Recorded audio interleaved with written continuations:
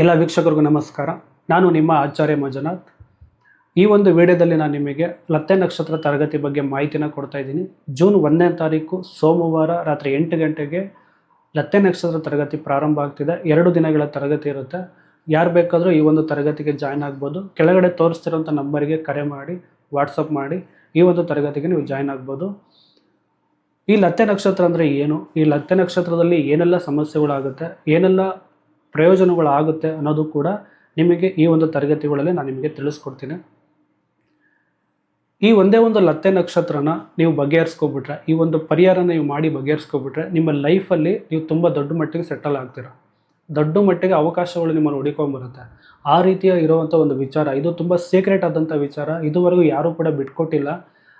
ಇದನ್ನು ಬಿಟ್ಕೊಡೋಕ್ಕೂ ಕೆಲವರಿಗೆ ಮನಸ್ಸಿಲ್ಲ. ಹಾಗಾಗಿ ಈ ಒಂದು ವಿಚಾರನ ಯಾರೂ ಕೂಡ ಹೇಳ್ಕೊಡಲ್ಲ. ಹಾಗಾಗಿ ನಾನು ಇದನ್ನು ಹುಡುಕಿ ಇದಕ್ಕೆ ಸಂಬಂಧಪಟ್ಟಿದ್ದ ಅಷ್ಟು ಡೀಟೇಲ್ಸ್ಗಳನ್ನು ತೆಗೆದು ನಾನು ನಿಮಗೆ ಈ ಒಂದು ನಕ್ಷತ್ರಕ್ಕೆ ಸಂಬಂಧಪಟ್ಟಂಥ ಮಾಹಿತಿನ ತಿಳಿಸ್ಕೊಡ್ತಾ ಇದ್ದೀನಿ. ಇದು ತುಂಬ ಇಂಪಾರ್ಟೆಂಟ್ ಆದಂಥ ತರಗತಿ. ಇದನ್ನು ಯಾರೂ ಕೂಡ ಮಿಸ್ ಮಾಡ್ಕೋಬೇಡಿ. ಯಾಕೆ ಅಂತಂದರೆ ಇದು ನಿಮ್ಮ ಆತ್ಮಕ್ಕೆ ಅಂಟಿಕೊಂಡಿರುವಂತಹ ದೊಡ್ಡ ಪಾಪದ ಕರ್ಮ. ಈ ಒಂದು ಪಾಪದ ಕರ್ಮನ ನೀವು ಬಗೆಹರಿಸ್ಕೋಬೇಕು ಅಂತಂದರೆ ಈ ಒಂದು ಪರಿಹಾರ ನೀವು ಮಾಡಬೇಕಾಗತ್ತೆ. ಇದಕ್ಕೆ ಸಂಬಂಧಪಟ್ಟಂಥ ವಿಚಾರಗಳನ್ನು ನೀವು ಬಗೆಹರಿಸ್ಕೋಬೇಕಾಗತ್ತೆ. ಅದಕ್ಕೋಸ್ಕರ ಈ ಒಂದು ನಕ್ಷತ್ರದ ಒಂದು ತರಗತಿ, ಈ ಲತ್ತೆ ನಕ್ಷತ್ರಕ್ಕೆ ಸಂಬಂಧಪಟ್ಟಂಥ ತರಗತಿ ನಿಮ್ಮೆಲ್ಲರಿಗೂ ಕೂಡ ಉಪಯೋಗ ಆಗೇ ಆಗುತ್ತೆ. ನೀವು ಮಾಡಿರುವಂತಹ 4 ಜನ್ಮದ ಪಾಪಕರ್ಮಗಳು ಈ ಒಂದು ನಕ್ಷತ್ರದಲ್ಲಿ ಕೂತಿರುತ್ತೆ. ಈ ಒಂದು ನಕ್ಷತ್ರ ನಿಮ್ಮನ್ನು ಅಷ್ಟೊಂದು ಬಾಧಿಸುತ್ತೆ.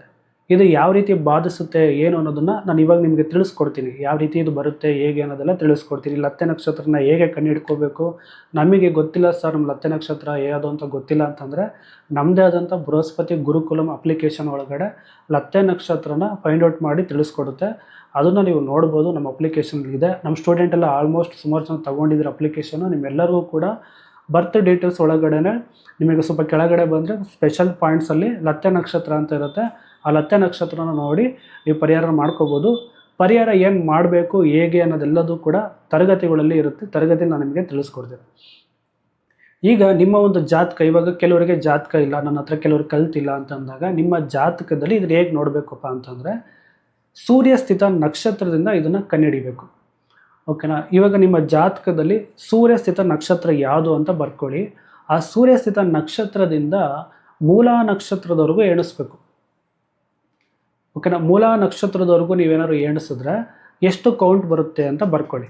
ಆ ನಂತರ ನೀವು ಅದನ್ನು ಪೂರ್ವಾಷಾಢ ನಕ್ಷತ್ರದಿಂದ ಎಷ್ಟು ಕೌಂಟ್ ಬಂದಿರುತ್ತೆ ಅಷ್ಟನ್ನು ಪೂರ್ವಾಷಾಢ ನಕ್ಷತ್ರದಿಂದ ಎಣಿಸ್ಕೊತ ಹೋಗಿ ಯಾವ ನಕ್ಷತ್ರದಲ್ಲಿ ಆ ಕೌಂಟ್ ನಿಲ್ಲುತ್ತೆ ಅದೇ ನಿಮ್ಮ ಲತ್ತೆ ನಕ್ಷತ್ರ. ಈಗ ಉದಾಹರಣೆಗೆ ಅನುರಾಧ ನಕ್ಷತ್ರದಲ್ಲಿ ಸೂರ್ಯ ಇದೆ ಅಂತ ತಗೊಳ್ಳಿ. ಇವಾಗ ಅನುರಾಧ ನಕ್ಷತ್ರದಿಂದ ಮೂಲ ನಕ್ಷತ್ರದವರೆಗೂ ಎಣಿಸ್ಬೇಕು. ಇವಾಗ ಅನುರಾಧ, ಜ್ಯೇಷ್ಠ, ಮೂಲ 3 ನಕ್ಷತ್ರ ಆಯಿತು. ಓಕೆನಾ. ಇವಾಗ ನೀವು ಇಲ್ಲಿ ಮೂಲ ನಕ್ಷತ್ರನ ಬಿಡಬೇಕು. ನೆಕ್ಸ್ಟ್ ಪೂರ್ವಾಷಾಢದಿಂದ 3 ನಕ್ಷತ್ರನ ಎಣಿಸ್ಬೇಕು. ಓಕೆನಾ. ನೆಕ್ಸ್ಟ್ ಕೌಂಟ್ ಎಲ್ಲಿಂದ ಸ್ಟಾರ್ಟ್ ಆಗುತ್ತೆ? ಪೂರ್ವಾಷಾಢ ನಕ್ಷತ್ರದಿಂದ ಸ್ಟಾರ್ಟ್ ಆಗುತ್ತೆ. ಪೂರ್ವಾಷಾಢ, ಉತ್ತರಾಷಾಢ, ಶ್ರವಣ ನಕ್ಷತ್ರ ಬಂದು ಅವರಿಗೆ ಲತ್ತೆ ನಕ್ಷತ್ರ ಆಗಿರುತ್ತೆ. ಓಕೆನಾ. ಯಾರಿಗೆ ಸೂರ್ಯ ಬಂದು ಅನುರಾಧ ನಕ್ಷತ್ರದಲ್ಲಿ ಕೂತಿರುತ್ತೋ ಅವರಿಗೆ ಶ್ರವಣ ನಕ್ಷತ್ರ ಬಂದು ಲತ್ತೆ ನಕ್ಷತ್ರ. ಇನ್ನೊಂದು ಎಕ್ಸಾಂಪಲ್, ಇವಾಗ ನಿಮಗೇನಾದ್ರು ಅಶ್ವಿನಿ ನಕ್ಷತ್ರದಲ್ಲಿ ಸೂರ್ಯ ಕೂತಿದೆ ಅಂತಂದರೆ ನಿಮಗೆ ಪೂರ್ವ ಪಾಲ್ಗುಣಿ ನಕ್ಷತ್ರ ಬಂದು ಲತ್ತೆ ನಕ್ಷತ್ರ ಆಗಿರುತ್ತೆ. ಭರಣಿ ನಕ್ಷತ್ರದಲ್ಲಿ ಏನಾದರೂ ಸೂರ್ಯ ಕೂತ್ಕೊಂಡಿದ್ರೆ ನಿಮಗೆ ಮಗ ನಕ್ಷತ್ರ ಬಂದು ಲತ್ತೆ ನಕ್ಷತ್ರ ಆಗಿರುತ್ತೆ. ನಿಮಗೆ ಕೃತಿಕಾ ನಕ್ಷತ್ರದಲ್ಲಿ ಸೂರ್ಯ ಬಂದು ಕೂತ್ಕೊಂಡಿದ್ರೆ ನಿಮಗೆ ಆಶ್ಲೇಷ ನಕ್ಷತ್ರ ಬಂದು ಲತ್ತೆ ನಕ್ಷತ್ರ ಆಗಿರುತ್ತೆ.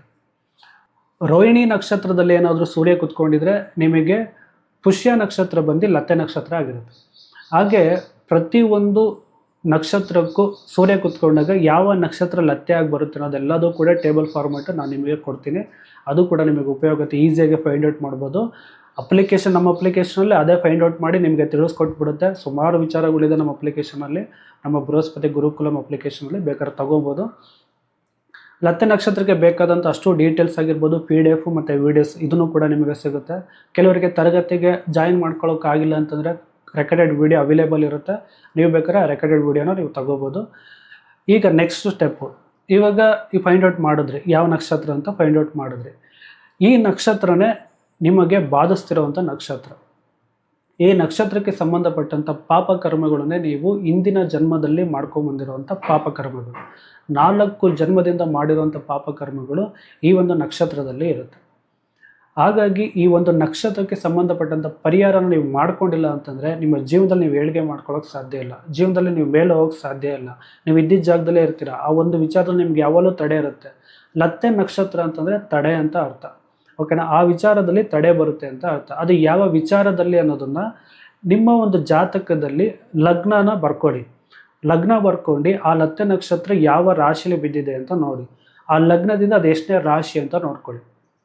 ಇವಾಗ ಯಾರಿಗಾದರೂ 7ನೇ ಭಾವಕ್ಕೆ ಏನಾದರೂ ಲತ್ತೆ ನಕ್ಷತ್ರ ಬಂತು ಅಂತಂದರೆ ನಿಮಗೆ ಪಾರ್ಟ್ನರ್ಶಿಪ್ ಬಿಸ್ನೆಸ್ಸಲ್ಲಿ ಪ್ರಾಬ್ಲಮೆಟಿಕ್ ಆಗುತ್ತೆ, ನಡೆಯಲ್ಲ. ಅಥವಾ ಬಿಸ್ನೆಸ್ಸಲ್ಲಿ ತಡೆಗಳು ಏರ್ಪಡುತ್ತೆ. ತುಂಬ ತಡೆಗಳನ್ನ ನೀವು ನೋಡ್ತೀರಾ. ಯಾರು ಬಂದರೂ ನಿಮಗೆ ಬಿಡೋದಿಲ್ಲ, ನಿಮ್ಮ ಮುಂದಕ್ಕೆ ಹೋಗೋಕ್ಕೆ ಬಿಡೋದಿಲ್ಲ. ಯಾರು ಬರ್ತಾರೆ ಸಮಸ್ಯೆ ಕೊಡ್ತಾರೆ, ಇನ್ಯಾರೋ ಬರ್ತಾರೆ ಒಂಥರ ಸಮಸ್ಯೆ ಕೊಡ್ತಾರೆ. ಈ ರೀತಿ ಬಿಸ್ನೆಸ್ಸಲ್ಲಿ ನಿಮಗೆ ಏಳಿಗೆ ಆಗೋಕ್ಕೆ ಬಿಡೋದೇ ಇಲ್ಲ, ತಡೆ ಮಾಡುವಂಥದ್ದು. ಆ ಬಿಸ್ನೆಸ್ಲಿ ತಡೆ ಮಾಡುವಂಥದ್ದು.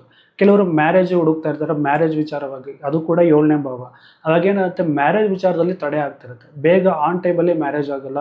ಮ್ಯಾರೇಜ್ ವಿಚಾರಕ್ಕೆ ಹೋಗ್ತೀರಾ, ಅವ್ರು ಬೇಡ, ಇವ್ರು ಬೇಡ, ಅದು ಬೇಡ, ಇದು ಬೇಡ, ಸರಿಲ್ಲ, ಇದು ಸರಿಲ್ಲ, ಅದಿಲ್ಲ, ಇದಿಲ್ಲ ಅಂತೇಳಿ ನಿಮಗೆ ತೊಂದರೆ ಕೊಡ್ತಾರೆ. ಕೆಲವರಿಗೆ 30 ಆದರೂ ಮ್ಯಾರೇಜ್ ಆಗೋಲ್ಲ, 35 ಮ್ಯಾರೇಜ್ ಆಗೋಲ್ಲ. ಲತ್ತೆ ನಕ್ಷತ್ರ ಏನಾದರೂ 7ನೇ ಭಾವ ಆಗಿದ್ದರೆ ಸ್ವಲ್ಪ ಕಷ್ಟ ಮ್ಯಾರೇಜ್ ಲೈಫಲ್ಲಿ.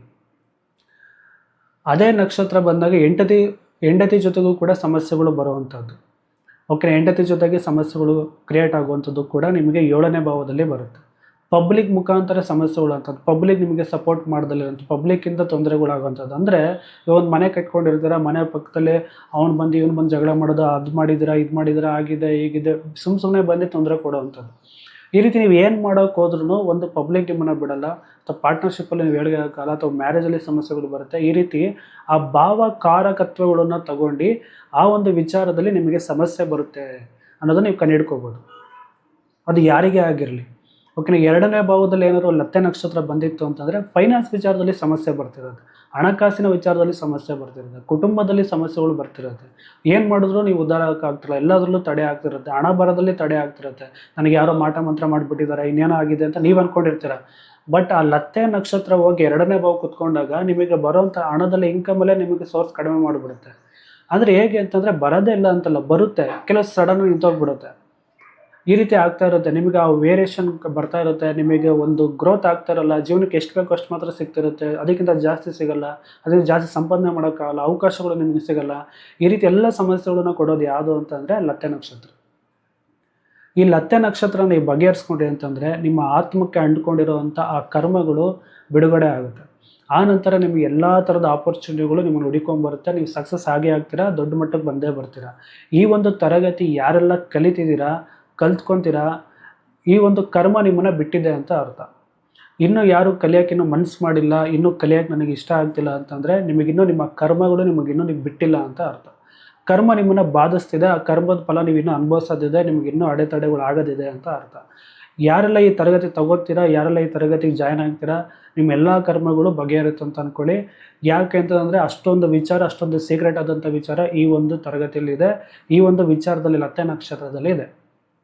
ಇದಕ್ಕೆ ಸಂಬಂಧಪಟ್ಟಂಥ ಪರಿಹಾರಗಳನ್ನು ನೀವು ಮಾಡಿಕೊಂಡ್ರಿ ಅಂತಂದರೆ ನಿಮ್ಮ ಲೈಫ್ ಸಕ್ಸಸ್. ವರ್ಷಕ್ಕೆ 1 ಬಾರಿ ಅಥವಾ 2 ಬಾರಿ ನೀವು ಆ ಒಂದು ಕ್ಷೇತ್ರಕ್ಕೆ ಹೋಗಿ ಬಂದು ಜಸ್ಟ್ ಒಂದು ಅರ್ಚನೆ ಮಾಡಿಸ್ಕೊಬಂದರೆ ಸಾಕು, ನಿಮಗೆ ಈ ಪರಿಹಾರ ಆಗಿಬಿಡುತ್ತೆ. ಅದು ಹೇಗೆ ಮಾಡಬೇಕು, ಏನು ಮಾಡಬಾರ್ದು, ಯಾವಾಗ ಹೋಗ್ಬೇಕು, ಯಾವಾಗ ಹೋದರೆ ಪರಿಹಾರ ಆಗುತ್ತೆ, ಈ ಥರ ಅಷ್ಟೊಂದು ವಿಚಾರಗಳಿಗೆ ನಿಮಗೆ ಉತ್ತರಗಳು ಈ ಒಂದು ತರಗತಿಯಲ್ಲಿ ಸಿಗುತ್ತೆ. ಮತ್ತು ಸುಮಾರು ಕಾರಕಗಳನ್ನು ನೀವು ಇದರೊಳಗೆ ತಿಳ್ಕೊತೀರಾ. ಈ ಒಂದು ತರಗತಿ ನೀವು ಜಾಯ್ನ್ ಆದರೆ ಎಷ್ಟೋ ವಿಚಾರಗಳು, ಜ್ಯೋತಿಷಕ್ಕೆ ಸಂಬಂಧಪಟ್ಟಂಥ ವಿಚಾರಗಳನ್ನು ಕೂಡ ಇದರೊಳಗೆ ತಿಳ್ಕೊಂಡಂಗೆ ಆಗುತ್ತೆ. ಯಾವ ರೀತಿ ಫಲ ವಿಮರ್ಶೆ ಮಾಡಬೇಕು, ಯಾವ ರೀತಿ ಇದನ್ನು ತಗೋಬೇಕು ಅನ್ನೋದು ಕೂಡ ನಿಮಗೆ ಅರ್ಥ ಆಗುತ್ತೆ. ಆ ರೀತಿಯ ಒಂದು ವಿಚಾರನ ಈ ಒಂದು ಲತ್ತೆ ನಕ್ಷತ್ರದಲ್ಲಿ ನಾನು ಮಾಡಿದ್ದೀನಿ. ಹಾಗಾಗಿ ಇದಕ್ಕೆ ತುಂಬ ಇನ್ಫಾರ್ಮೇಷನ್ನ ಕಲೆಕ್ಟ್ ಮಾಡಿ ಇದಕ್ಕೆ ಸಂಬಂಧಪಟ್ಟಿದ್ದ ತುಂಬ ನಾಲೆಜನ್ನು ಶೇಖರಿಸಿ ನಾನು ನಿಮಗೆ ಕೊಡ್ತಾ ಇದ್ದೀನಿ. ಯಾರೂ ಕೂಡ ಇದನ್ನು ಮಿಸ್ ಮಾಡ್ಕೋಬೇಡಿ. ಇದಕ್ಕೆ ಸಂಬಂಧಪಟ್ಟಿದ್ದು ವಿಡಿಯೋ, PDF ಎರಡೂ ಕೂಡ ನಿಮಗೆ ಅವೈಲೇಬಲ್ ಇರುತ್ತೆ. ಈ ತರಗತಿ ಯಾರು ಮಿಸ್ ಮಾಡ್ದಲೇ ಜಾಯ್ನ್ ಆಗಿ. ಇದು ನಿಮ್ಮ ಆತ್ಮಕ್ಕೆ ಅಂಟ್ಕೊಂಡಿರೋವಂಥ ಪೂರ್ವ ಜನ್ಮದ ಕರ್ಮ. ಈ ಕರ್ಮನ ನೀವು ಬಗೆಹರಿಸಿದ್ರೆ ಮಾತ್ರ ನಿಮ್ಮ ಆತ್ಮಕ್ಕೆ ಮುಂದೆ ಹೋಗೋಕ್ಕೆ ಸಾಧ್ಯ, ಇಲ್ಲ ಅಂತಂದರೆ ಕಷ್ಟ ಆಗುತ್ತೆ. ಹಾಗಾಗಿ ಈ ಒಂದು ತರಗತಿನ ಪ್ರತಿಯೊಬ್ಬರು ಕಲ್ತ್ಕೊಳ್ಳಿ, ನಿಮಗೆ ಎಲ್ಲರಿಗೂ ಕೂಡ ಬೆನಿಫಿಟ್ ಆಗುತ್ತೆ. ಇದನ್ನು ಯಾವ ರೀತಿ ನೋಡಬೇಕು, ಹೇಗೆ ನೋಡಬೇಕು ಅನ್ನೋದು ಆಲ್ಮೋಸ್ಟ್ ಇಂಟನ್ನು ನಿಮಗೆ ಕೊಟ್ಟಿದ್ದೀನಿ. ಇನ್ನು ಇದರಲ್ಲಿ ನೀವು 12 ಭಾವಗಳಿಗೂ ಸಂಬಂಧಪಟ್ಟಂಥ ಕಾರಕಗಳು ಯಾವ ರೀತಿ ವರ್ಕ್ ಆಗುತ್ತೆ, ಯಾವ ರೀತಿ ಸಮಸ್ಯೆಗಳನ್ನು ಕೊಡುತ್ತೆ, 27 ನಕ್ಷತ್ರಕ್ಕೂ ಸಂಬಂಧಪಟ್ಟಂಥ ಕರ್ಮಗಳು ಏನೇನು, ಒಬ್ಬೊಬ್ಬರು ಒಂದೊಂದು ನಕ್ಷತ್ರದಲ್ಲಿ ಯಾರೆಲ್ಲ ಹುಟ್ಟಿರ್ತೀರ ನಿಮಗೆ ಆ ಒಂದು ಕರ್ಮ ಯಾವ ರೀತಿ ಬಾಧಿಸುತ್ತೆ, ಪ್ರತಿಯೊಂದು ನಕ್ಷತ್ರಕ್ಕೂ ಬೇರೆ ಬೇರೆ ಆದಂಥ ಕರ್ಮಗಳಿದೆ. ಓಕೆನಾ. ಆ ಕರ್ಮಗಳು ಏನು ಅಂತ ತಿಳ್ಕೊತೀರಾ. ಪ್ರತಿಯೊಂದು ಭಾವಕಾರಕದಲ್ಲಿ ಏನೆಲ್ಲ ಸಮಸ್ಯೆಗಳು ಆಗುತ್ತೆ ಅನ್ನೋದನ್ನ ಈ ಒಂದು ತರಗತಿ ನೀವು ತಿಳ್ಕೊತೀರಾ. ಮತ್ತು 100ಕ್ಕೂ ಹೆಚ್ಚು ದೇವಸ್ಥಾನಗಳಿದ್ದಾವೆ ಇದಕ್ಕೆ ಸಂಬಂಧಪಟ್ಟಾಗೆ. ಪ್ರತಿಯೊಂದು ಲಗ್ನಕ್ಕೂ ಅದರದ್ದೇ ಆದಂಥ ಬೇರೆ ದೇವಸ್ಥಾನಗಳಿದೆ. ಯಾವ ನಕ್ಷತ್ರದಲ್ಲಿ ನೀವು ಒಂದು ಈ ಲತೆ ನಕ್ಷತ್ರ ಇದೆ, ಆ ನಕ್ಷತ್ರಕ್ಕೆ ಸಂಬಂಧಪಟ್ಟಂಥ ದೇವಸ್ಥಾನಗಳು ಬೇರೆ ಇದೆ. ಆ ರೀತಿ ಒಂದು 27 ನಕ್ಷತ್ರಕ್ಕೆ ಸಂಬಂಧಪಟ್ಟಂಥ ದೇವಸ್ಥಾನಗಳು ಬೇರೆ ಇದೆ, ಮತ್ತು ನಿಮಗೆ ಭಾವಕ್ಕೆ ಸಂಬಂಧಪಟ್ಟಂಥ ದೇವಸ್ಥಾನಗಳು ಬೇರೆ ಇದೆ. ಹಾಗಾಗಿ ನಿಮಗಿದು ತುಂಬ ಇಂಪಾರ್ಟೆಂಟ್ ಆದಂಥ ಒಂದು ಸಬ್ಜೆಕ್ಟ್ ಇದು. ಯಾರೂ ಕೂಡ ಮಿಸ್ ಮಾಡ್ಕೊಳ್ದಲೇ ಈ ಒಂದು ಸಬ್ಜೆಕ್ಟನ್ನು ಜಾಯ್ನ್ ಆಗಿ. ನಿಮಗೆಲ್ಲರಿಗೂ ಕೂಡ ಒಳ್ಳೆಯದಾಗುತ್ತೆ. ನನಗೇನು ನೀವು ಅಮೌಂಟ್ ಕೊಡ್ತೀರಾ ಅದು 10ರಷ್ಟು 20ರಷ್ಟು ನೀವು ಸಂಪಾದನೆ ಮಾಡ್ತೀರಾ. ಇಬ್ಬರು ಕನ್ಸಲ್ಟೇಷನ್, 2 ಕನ್ಸಲ್ಟೇಷನ್, 3 ಕನ್ಸಲ್ಟೇಷನ್ ನೀವು ತೊಗೊಂಡ್ರೆ ಸಾಕು, ನಿಮ್ಮ ದುಡ್ಡು ನಿಮಗೆ ವಾಪಸ್ ಬಂದ್ಬಿಡುತ್ತೆ. ಓಕೆನಾ. ಅಷ್ಟು ವಿಚಾರಗಳನ್ನು ನಾನು ನಿಮಗೆ ತಿಳಿಸ್ಕೊಡ್ತೀನಿ. ಹಾಗಾಗಿ ನಿಮಗೆ ಇದು ಬೆನಿಫಿಟ್ ಆಗೇ ಆಗುತ್ತೆ. ದಯವಿಟ್ಟು ಯಾರಿಗೆಲ್ಲ ಇಂಟ್ರೆಸ್ಟ್ ಇರೋವಂಥವ್ರು ಕೆಳಗಡೆ ತೋರಿಸ್ತಿರೋಂಥ ನಂಬರ್ಗೆ ಕರೆ ಮಾಡಿ, ವಾಟ್ಸಪ್ ಮುಖಾಂತರ ಆದಷ್ಟು ವಾಟ್ಸಪ್ ಮಾಡಿ ತರಗತಿಗೆ ಜಾಯ್ನ್ ಆಗಿ. ಸುಮಾರು ಜನ ಫೋನ್ ಮಾಡಿದಾಗ ಕೆಲವು ಸಲ ಅಟೆಂಡ್ ಮಾಡೋಕ್ಕಾಗಲ್ಲ. ಹಾಗಾಗಿ ವಾಟ್ಸಪ್ ಮಾಡಿ ನಿಮಗೆ ಡೀಟೇಲ್ಸ್ಗಳನ್ನ ಕಳಿಸ್ಕೊಡ್ತೀನಿ, ಪೋಸ್ಟರ್ ಕಳಿಸ್ಕೊಡ್ತೀನಿ, ಗ್ರೂಪಿಗೆ ಆ್ಯಡ್ ಮಾಡ್ತೀನಿ. ಇದಕ್ಕೆ ಸಂಬಂಧಪಟ್ಟಂಥ ಫೀಸ್ ಎಷ್ಟಿದೆ ಅನ್ನೋದು ಕೂಡ ನಾನು ನಿಮಗೆ ತಿಳಿಸ್ಕೊಡ್ತೀನಿ. ಯಾರಿಗೆಲ್ಲ ಇಂಟ್ರೆಸ್ಟ್ ಇರೋರು ಜಾಯ್ನ್ ಆಗ್ಬೋದು. ಇಷ್ಟು ಹೇಳ್ತಾ ಈ ವಿಡಿಯೋದಲ್ಲಿ ಮುಗಿಸ್ತಿದ್ದೀನಿ. ಎಲ್ಲರಿಗೂ ಧನ್ಯವಾದಗಳು.